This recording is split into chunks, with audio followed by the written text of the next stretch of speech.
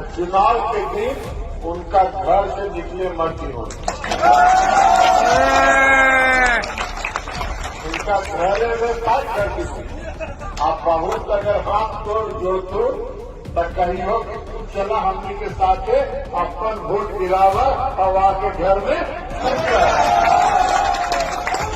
दोस्तों मैं आपके साथ जफर सिद्दीकी, आप देख रहे हैं नेशन ट्रूथ। दोस्तों जिस तरीके से चुनाव प्रचार थम गया बिहार का, यानी कि पहले चरण की वोटिंग की तमाम तैयारियां हो रही है, जिस तरीके से रूल के अकॉर्डिंग बिहार का चुनाव प्रचार रोक दिया गया है, यानी कि अब जो है वो चुनाव आयोग अपनी तैयारी में लग गया है, कहां पर कितनी मशीनें लगानी है, कहां पर किस तरीके से वोटिंग करानी है। लेकिन उससे पहले जिस तरीके के आंकड़े सामने निकल कर आ रहे हैं वो कहीं ना कहीं चौंकाने वाले आंकड़े जो है वो एबीपी न्यूज के हैं। एबीपी न्यूज ने जो आंकड़ा दिया है वो ये दिखा दिया कि तकरीबन 150 से पार जो है वो एनडीए की सीटें आ रही है। वहां पर एनडीए की सीटें जो आंकड़े दिखा रहे हैं उससे ठीक बाद जो एक बयान आया है वो लल्लन सिंह है, केंद्र मंत्री है। केंद्र मंत्री लल्लन सिंह ने ये कहा है कि वोटिंग वाले दिन जो है दलित पिछड़ों को जो है वो घर से बाहर नहीं निकलने देना है, उनको वोटिंग करने से रोकना है, मतदाता केंद्र तक नहीं जाने देना है। इस तरह का जो बयान आया है उससे उन आंकड़ों को अगर मिलाया जाए तो बिल्कुल सटीक ये साफ हो जाता है कि चुनाव में गड़बड़ी तय है, यानी कि पूरी प्री प्लानिंग हो चुकी है कि किस तरीके से चुनाव होंगे, किसको जिताया जाएगा, किसको हराया जाएगा, ये सब कुछ डाटा तैयार हो चुका है। लल्लन सिंह के इस बयान ने कहीं ना कहीं तमाम चुनावी गलियारों में जो हलचल मचा दी है। पहले मैं आपको लल्लन सिंह का बयान सुनाता हूं, सुनिए इस वीडियो को, क्या कुछ कह रहे हैं लल्लन सिंह। तो चुनाव के दिन उनका घर से निकले मर्जी हो, उनका घरे में बात करती थी। आप बहुत अगर हाथ तोड़ जोड़ तोड़ तो कहियो कि तू चला हमनी के साथ अपन वोट गिरावा और आके घर में।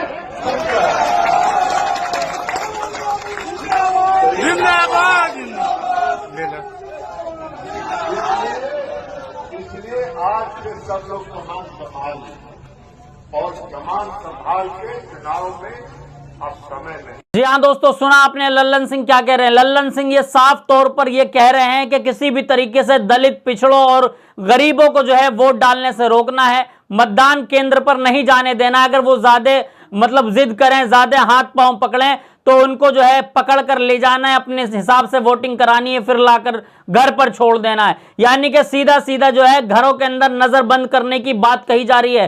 केंद्र मंत्री है लल्लन सिंह, क्या अब इस पर चुनाव आयोग अब भी खामोश रहेगा? जिस तरीके से पीछे जो है तेजस्वी यादव ने कहा था कि चुनाव आयोग मर चुका है, तो क्या वाकई चुनाव आयोग मर चुका है? क्या गणेश कुमार अब भी किसी का इंतजार कर रहे हैं? गणेश कुमार जी, अगर आपको जर्रा बराबर शर्म हो और आप ये सोच रहे हो कि आने वाली नस्लें आपको काले अक्षरों में आपका नाम ना लिखे, तो आज भी आप जाग जाइए और अपनी जिम्मेदारी निभाइए, क्योंकि आपको जो तनख्वाह दी जाती है ना, जो आप नीला कोट पहनकर बैठे हैं, वो देश की जनता के पैसे का कोट है।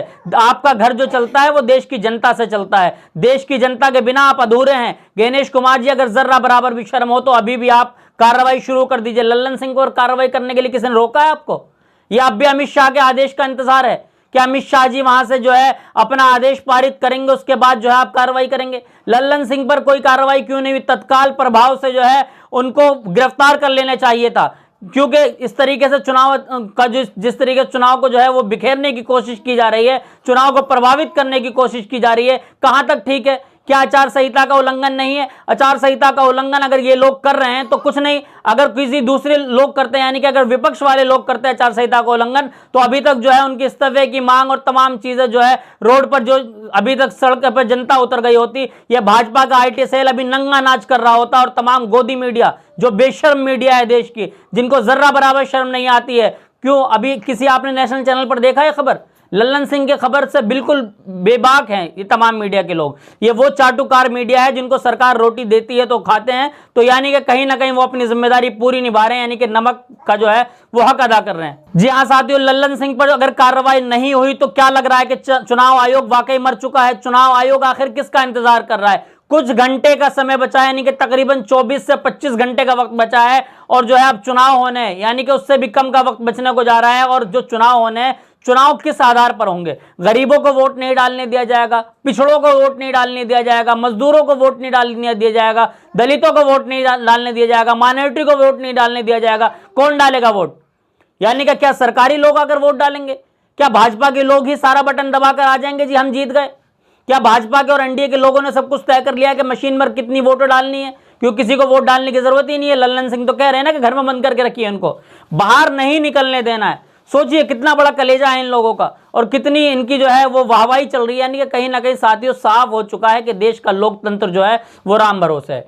देश का लोकतंत्र खत्म हो चुका है, चुनाव आयोग मर चुका है।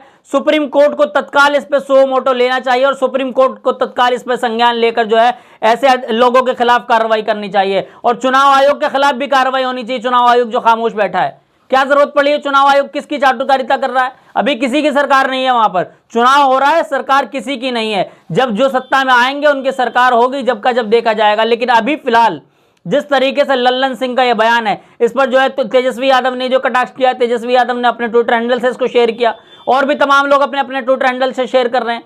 तो लल्लन सिंह के इस वीडियो पर क्या कार्रवाई होगी, या फिर चुनाव आयोग चूना आयोग बन जाएगा? यानी कि गणेश कुमार जो है वो किसी नशे की नींद में सो रहे हैं, क्योंकि जनता अब सवाल पूछ रही है। सवाल इस बात का है कि गणेश कुमार पर की आखिर आंखें क्यों नहीं खुल रही है। सवाल इस बात का है कि जिस तरीके से चुनाव आयोग सोया हुआ है, तो क्या चुनाव में कुछ भी हो जाएगा? कोई भी जाकर 20-20 वोट डालकर आ जाएगा, कोई सुनने वाला नहीं है। यानी कि जो देश की जनता एक लोकतंत्र पर भरोसे करे बैठी है, देश की जनता जो ये सोच रही है कि हम जो है एक सफर करके, मैंने देखा पिछले दिनों अभी बड़ी तादाद में जो है दिल्ली से लोग यहाँ से वोट डालने जा रहे हैं। उनका एक भरोसा है लोकतंत्र में।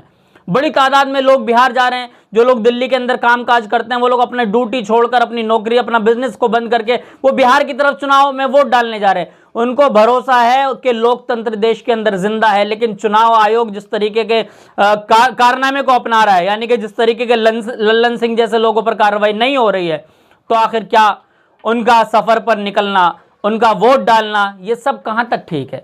मुझे नहीं लगता कि कोई इसकी जरूरत है। अगर आपको चुनाव नहीं कराने हैं तो क्या जरूरत पड़ी है देश का इतना पैसा फूकने की? क्या जरूरत पड़ी है तमाम रैलियां करने की? क्या जरूरत पड़ी है हेलीकॉप्टर में पेट्रोल फूकने की? हेलीकॉप्टर में जिस तरीके से दबा एक के बाद एक जो है वो चुनावी सभा की जा रही है। एक दिन में कई कई जगह प्रधानमंत्री मोदी जा रहे हैं, कई कई जगह अमित शाह जा रहे हैं, कई कई जगह योगी आदित्यनाथ जा रहे हैं।